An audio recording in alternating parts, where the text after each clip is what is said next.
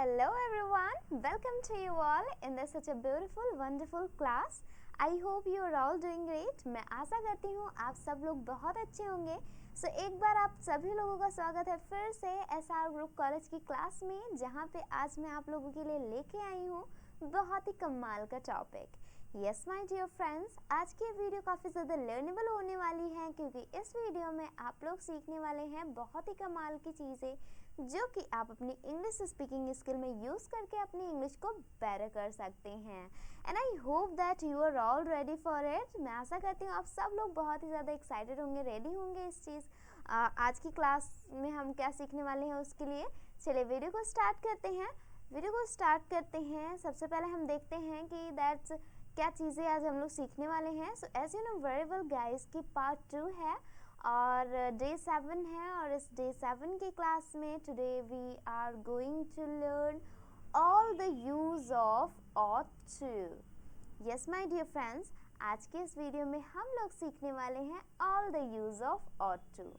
वैसे तो आप लोगों ने ought to का यूज़ पढ़ा होगा मॉरल ड्यूटीज़ के लिए, मॉरल एप्लीकेशन ऑब्लिगेशन के लिए, बट इस वीडियो में मैं आप लोगों को और भी एक्स्ट्रा यूज़ बताऊंगी ought to का, जो कि बहुत सारे लोग ought to में बहुत ज़्यादा कंफ्यूज होते हैं कि इसको यूज़ कैसे करें, क्योंकि इसको हम मॉरल ड्यूटीज़ के लिए ही सिर्फ यूज़ करते हैं. So how to use ought to and what kinds of sentence that we can use here and what kinds of sentence that we can speak. So in this video I will tell you all the things, so you have to be with us. आपको हमारे साथ बने रहना है इस video के last तक. And अगर आप इस चैनल पे नए हैं तो चैनल को सब्सक्राइब करें and don't forget to press the bell icon. And साथ में आप अपने दोस्तों को भी ये वीडियो शेयर करें ताकि वो भी इस वीडियो से सीख सकें, इस वीडियो को अच्छे से यूज़ कर सकें, ताकि वो भी अपनी इंग्लिश को बेटर कर सकें. चलिए इसी के साथ बढ़ते हैं हमारी क्लास की ओर एंड देखते हैं, एक नज़र डालते हैं कि आज हम लोग ought to के क्या क्या यूजेस पढ़ने वाले हैं. सबसे पहले यहाँ पे आप देख सकते हैं कि आज हम लोग क्या यूज़ करने वाले हैं. तो यहाँ पे सबसे पहला जो हमारा ought to का यूज़ है वो है फॉर अफर्मेटिव, मतलब राइट थिंकिंग. ओके, अफर्मेटिव मतलब साधारण वाक्यों में हम किस तरह से ought to का यूज़ कर सकते हैं. सेकंड हम लोग पढ़ेंगे ought to फॉर निगेटिव, मतलब निगेटिव में किस तरह से हम ought to को यूज़ कर सकते हैं. एंड थर्ड यूज़ है ought to for showing regret, मतलब रिग्रेट शो करने के लिए हम यूज़ करते हैं इसका. एंड फोर्थ यूज़ है फॉर मोरल ऑब्लिगेशन. इसके लिए किस तरह से हम यूज़ करते हैं, आप लोग ज़्यादा इसी को जानते होंगे, बट ये तीनों तो बहुत ही कम ही आप लोगों ने सुना होगा, but still today we are going to learn also these sentences that how you can create like this. Fifth है for possibility. तो आज हम लोग ये सारी चीज़ों को कवर करने वाले हैं जो कि ought to का बहुत ही कमाल का यूज़ है. So I hope that you are all ready for this class. चलिए क्लास को स्टार्ट करते हैं. तो आज हम लोग ये सारी चीज़ें पढ़ने वाले हैं. एक नज़र आप लोग फिर से देख लीजिए. अफर्मेटिव मतलब राइट थिंकिंग के लिए, फॉर निगेटिव ought to का use for negative, ought to का यूज़ करेंगे हम फिर उसके बाद for showing regret. ought to का फोर्थ यूज़ जो है वो है मॉरल ऑब्लिगेशन. एंड फिफ्थ जो ought to का यूज़ है वो है फॉर पॉसिबिलिटी. ठीक है, संभावना के लिए. So I hope you got it. Now the next is let's take some examples of first one. सबसे पहले हम सीखते हैं ought to for affirmative. तो सबसे पहले मैं आप लोगों को कुछ एग्जाम्पल से समझाती हूँ कि सेंटेंस आप किस तरह से क्रिएट करेंगे. तो यहाँ पे सबसे पहला जो सेंटेंस है वो आपको है, आपको आगे बढ़ना ही चाहिए. ठीक है, सिंपली आप बोल सकते हैं आपको आगे बढ़ना चाहिए, या फिर आपको कहना हुआ आपको दवा लेनी ही चाहिए, या फिर आपको कहना हुआ आपको अंग्रेजी बोलना ही चाहिए, या फिर आपको कहना हुआ आपको खाना खाना ही चाहिए. तो जब भी हम इस तरह के सेंटेंस को यूज़ करते हैं, स्पीक करते हैं इंग्लिश में, जब भी हम सोचते हैं कि इस तरह के सेंटेंस को इंग्लिश में बोलें, तो वहाँ पे हम यूज़ करते हैं ought to का.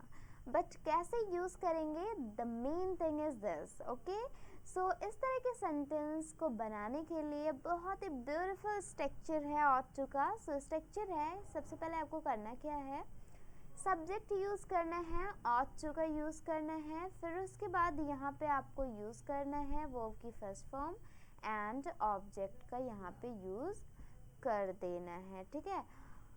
सब्जेक्ट, ought to, वर्ब की first form and object use कर देना है यहाँ पे।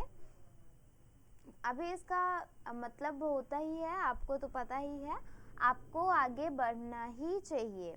क्या है, आपको आगे बढ़ना ही चाहिए। तो कैसे इंग्लिश में बोलेंगे, you ought to go ahead। अब सबसे पहले हम यहाँ पे देखेंगे हमारा सब्जेक्ट, तो हमारा सब्जेक्ट है आपको, means that you ought to का यूज़ करेंगे। अभी काम क्या हो रहा है, आगे बढ़ने का। सो आगे बढ़ना means that ahead, you ought to go ahead, मतलब आपको आगे बढ़ना ही चाहिए।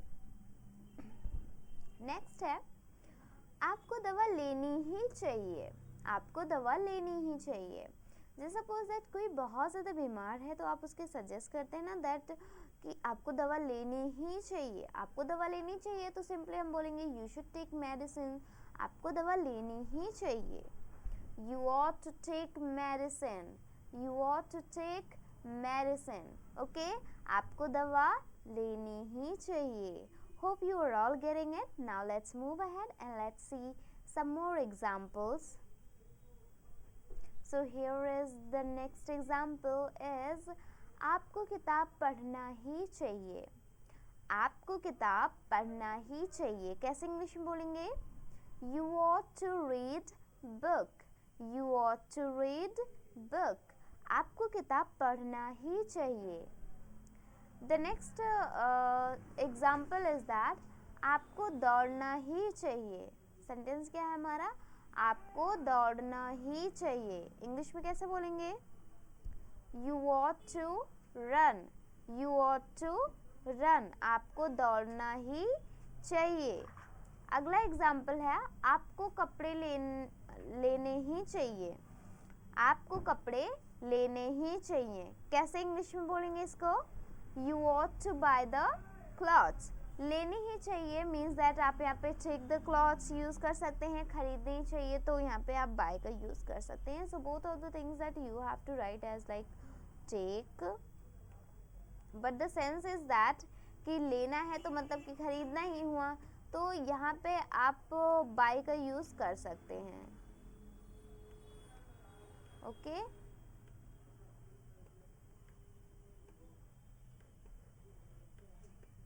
Take the clothes, so simply इस तरह से आप इसको यूज़ कर सकते हैं and I hope you got it. The next is आपको घर जाना ही चाहिए।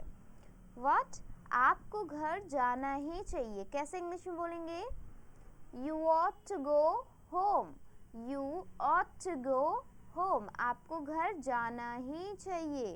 तो इस तरह से आप ढेर सारे सेंटेंस को क्रिएट कर सकते हैं। बहुत ही कमाल का स्ट्रक्चर है, बहुत ही कमाल के सेंटेंस है। सो इजीली आप इस तरह से अपनी इंग्लिश को बेटर कर सकते हैं and I hope you got it. Now let's move ahead, आगे बढ़ते हैं हमारे अगले स्ट्रक्चर की ओर एंड देखते हैं अगला हम कौन सा स्ट्रक्चर पढ़ने वाले हैं। And the next is that,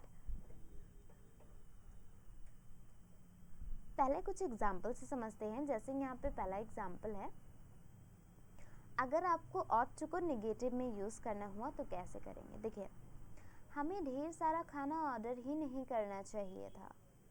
अब क्या है, इसमें हमारा मॉरल ऑब्लिगेशन भी है, क्योंकि ये हमारा नैतिक कर्तव्य इस तरह से हो गया कि हाँ, हमें ज़्यादा खाना ऑर्डर नहीं करना चाहिए, क्योंकि हमें खाना वेस्ट नहीं करना चाहिए। बहुत सारे लोग हैं जो भूखे ही सो जाते हैं। सो वी शुड नॉट, मतलब कि हमें इतना ही खाना ऑर्डर करना चाहिए जितना कि हम खा सकें, तो बहुत ज़्यादा खाना नहीं ऑर्डर करना चाहिए, ठीक है।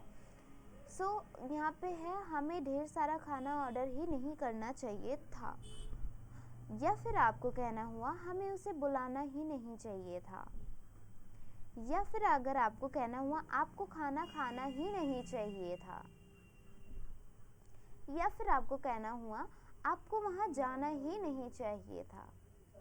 तो जब भी हम इस तरह के सेंटेंस के बारे में बात करते हैं, सो सिंपली आप आप सोच रहे होंगे शुड का यूज़ कर सकते हैं यार, obviously you can use should, but the ought to is a good that you have to use here ought to. Okay, सो इस तरह के ब्यूटीफुल सेंटेंस को इंग्लिश में क्रिएट करने के लिए बहुत ही ब्यूटीफुल सा स्ट्रक्चर है ought to का. ओके, अगर आपको इस तरह से सेंटेंस बोलने हुए तो इंग्लिश में कैसे बोलेंगे? इंग्लिश में बोलने के लिए सबसे पहले हम लेते हैं यहाँ पे स्ट्रक्चर कि हाँ किस तरह के स्ट्रक्चर को हम यहाँ पे क्रिएट कर सकते हैं. तो सबसे पहले यहाँ पे आपको यूज़ करना है ought not to. यहाँ पे आपको to का ज़रूर यूज़ करना है, have का यूज़ करना है वर्ब की थर्ड फॉर्म, एंड ऑब्जेक्ट का यूज़ कर देना है. जैसे यहाँ पे एक हमें फुटबॉल खेलना ही नहीं चाहिए था. सो we ought not to, you also have to use here one of the things ought not to.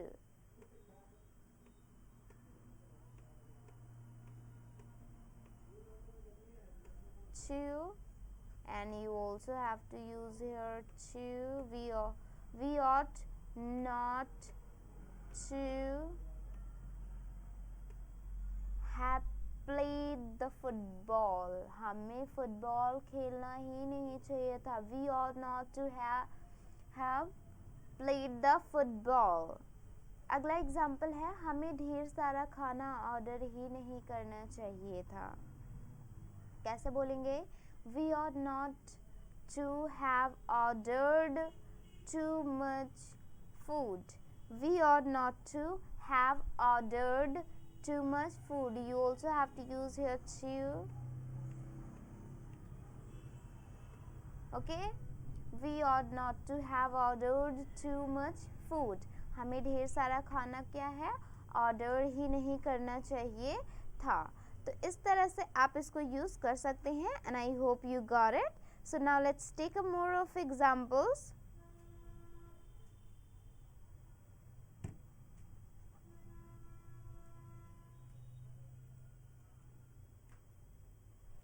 आपको वहाँ जाना ही नहीं चाहिए था. We ought not have gone there. We ought not to have gone there. That's as well that you have to use here to or not. That's the good. Okay, आप to use कर सकते हैं और नहीं भी. So यहाँ पे आप इस तरह से भी speak कर सकते हैं. हमें उसे बात करनी ही नहीं चाहिए थी.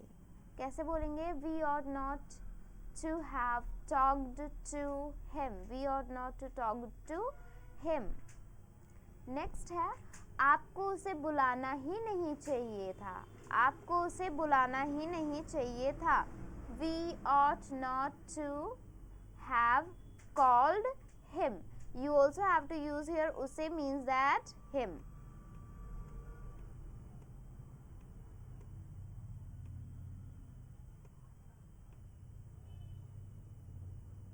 Okay, we ought not to have called him.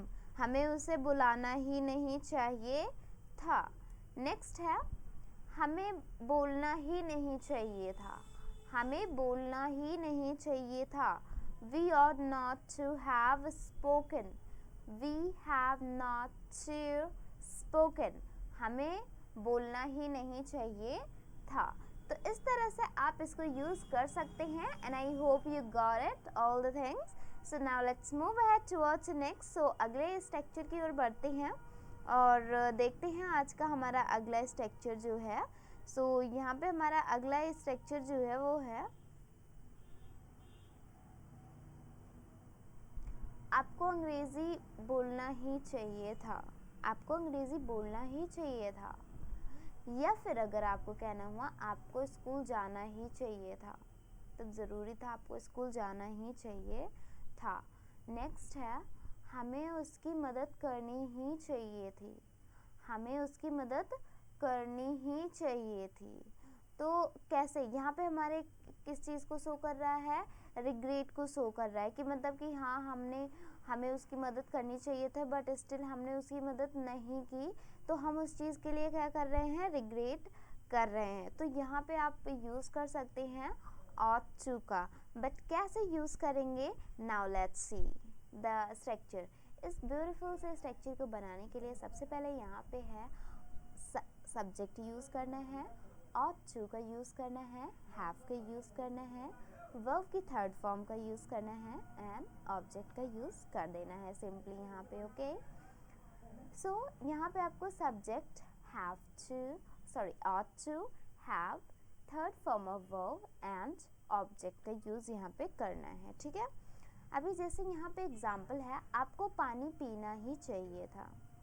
Okay, आपको पानी पीना ही चाहिए था, कैसे बोलेंगे? You ought to have drunk water. You ought to have drunk water. Okay, आपको पानी पीना ही चाहिए था। नेक्स्ट है, आपको उसके घर जाना ही चाहिए था। आपको उसके घर जाना ही चाहिए था। You ought to have gone his house. You ought to gone his house. आपको उसके घर जाना ही चाहिए था। So whenever we talk about these types of sentence in the sense of regret, then we use also ought to. And I hope guys you got it. Now let's take some of examples more so that you can understand very well. So here is the more example. So the example is that आपको खेलना ही चाहिए था। आपको खेलना ही चाहिए था, कैसे English में बोलेंगे? You ought to have played. You ought to have played. आपको खेलना ही चाहिए था। अगर आप खेलते तो क्या पता कि टीम जीत जाती। तो जब भी हम ऐसी बातें करते हैं तो ought to का वहाँ पे यूज़ करते हैं।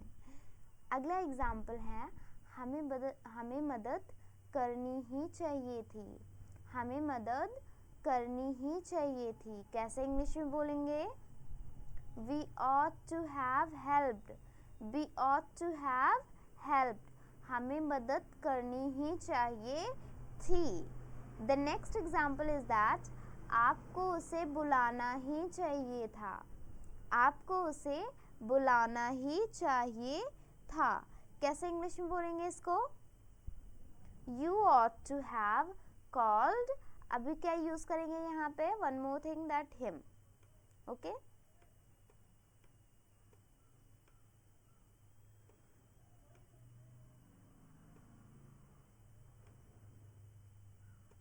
ठीक है, आपको उसे बुलाना ही चाहिए था। You ought to call. You ought to have called him. आपको उसे बुलाना ही चाहिए था। So ये रहा कि जब हम regret वाले sentences को बोलते हैं। And I hope that you got it. Now let's move ahead. आगे बढ़ते हैं और देखते हैं आज के हमारे अगले स्ट्रक्चर की ओर। And यहाँ पे अगला स्ट्रक्चर शो करने से पहले कुछ एग्जाम्पल।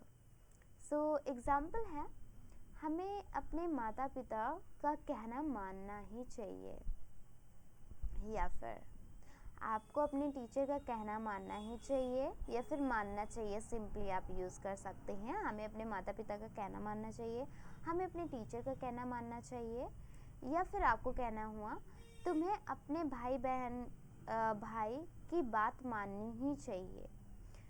तो इस तरह के, अभी ये क्या है? हमारा मोरल ऑब्लिगेशन है। ठीक है, मोरल ऑब्लिगेशन है। तो इस तरह के सेंटेंस जब भी आपको बोलने हुए तो स्ट्रक्चर किस तरह से यूज़ करेंगे, चलिए देखते हैं किस तरह के स्ट्रक्चर यहाँ पे यूज़ होगा।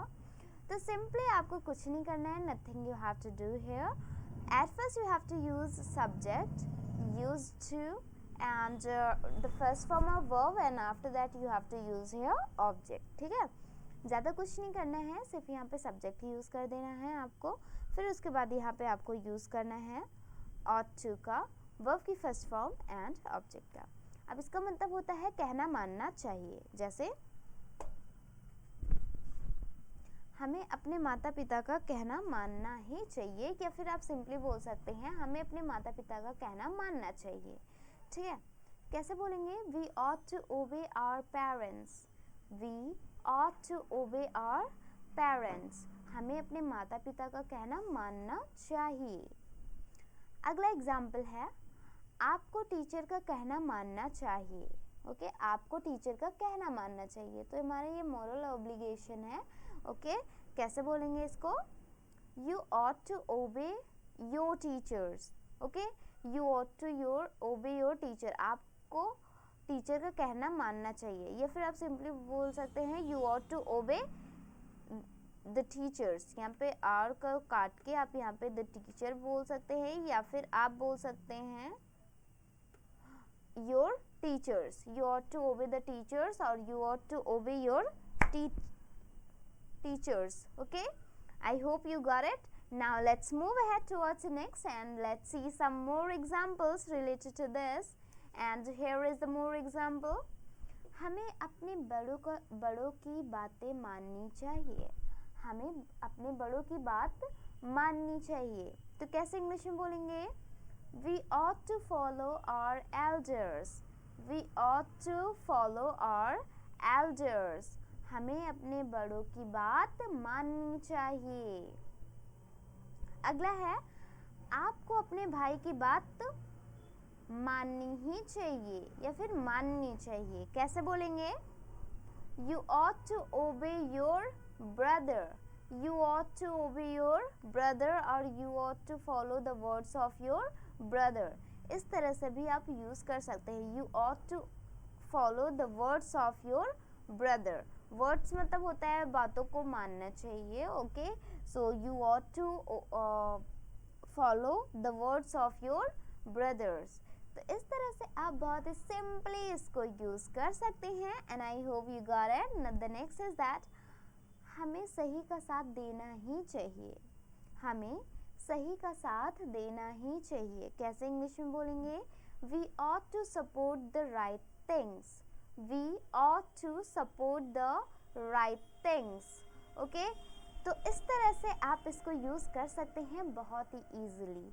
And I hope you got it. Okay, so आपको जब भी अब इस तरह के सेंटेंस बोलने हुए मॉरल ऑब्लिगेशन से, so you have to speak like this कि हमें अपने बड़ों की बात माननी चाहिए, हमें अपने देश की सेवा करनी चाहिए, हमें हेलमेट पहनना चाहिए. आप इस तरह से भी बोल सकते हैं, हमें हेलमेट पहनना चाहिए, हमें लाल बत्ती क्रॉस नहीं करनी चाहिए, मतलब जब ग्रीन हो जाए तो हमें जाना चाहिए, रेड लाइट हमें क्रॉस नहीं करना चाहिए. We ought not to cross the red light. तो वहाँ पे हम निगेटिव में यूज़ करेंगे, but in the sense of moral obligation. Okay, चलिए नेक्स्ट है, हमें हेलमेट पहनना चाहिए. It's a moral obligation. We ought to wear the helmet. चलिए आगे बढ़ते हैं. And the next is some of example for the next structure. कुछ एग्जाम्पल है जो हमारे अगले स्ट्रक्चर के लिए है. सो अगर आपको कहना हुआ अजय को पास होना ही चाहिए. अभी यहाँ पे हमारी पॉसिबिलिटी व्यक्त हो रही है कि हम पॉसिबिलिटी कर रहे हैं, संभावना कर रहे हैं कि हाँ अजय को पास होना ही चाहिए, या फिर आपको मैच जीतना ही चाहिए, या फिर आपको रेस में दौड़ना ही चाहिए.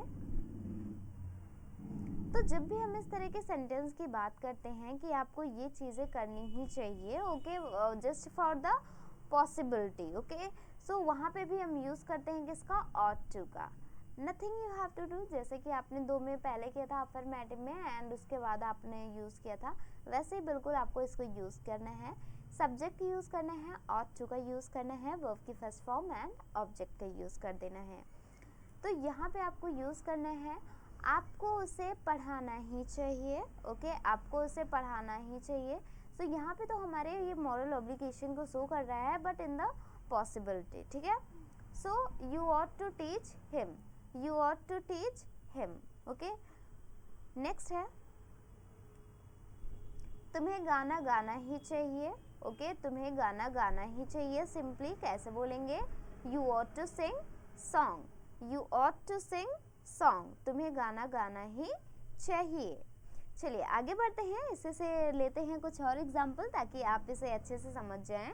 And I hope you got it. Okay, so the next is that Rahul को पास होना ही चाहिए. अब देखिए यहाँ पे क्या हो रहा है, संभावना व्यक्त की जा रही है कि हाँ राहुल को क्या करना है, पास होना ही चाहिए. ओके, उसकी सभी की उम्मीदें हैं तो उनको पास होना चाहिए. सो कैसे बोलेंगे?